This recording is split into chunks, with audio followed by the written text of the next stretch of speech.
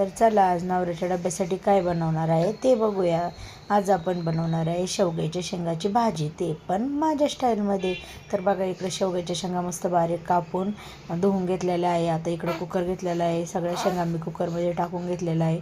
1 glass पाण्याचं टाकलेलं आहे, त्यानंतर मीठ टाकलेलं आहे थोडं। त्यानंतर मग कुकरला झाकण ठेवून एकच शिट्टी करून घ्यायची आहे, जास्त शिट्ट्या नाही करायच्या।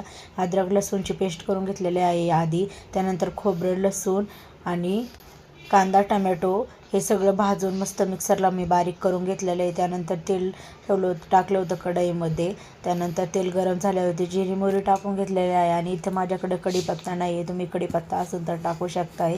त्यानंतर आपण जो मसाला बारीक करून घेतला होता मिक्सरला तो टाकून घ्यायचा आहे याच्यामध्ये। त्यानंतर मग मसाले टाकून घेऊ। इकडं मी लाल तिखट टाकलेलं आहे, धना पावडर टाकलेला आहे, त्यानंतर बघा इकडं मग मी हळदी पावडर टाकली, कांदा लसूण मसाला टाकलेला आहे आणि एक गरम मसाला आहे तो टाकलेला आहे। आता आपण याला मस्त तेलामध्ये मिक्स करून एक तेल सुटेपर्यंत शिजवून घेऊया।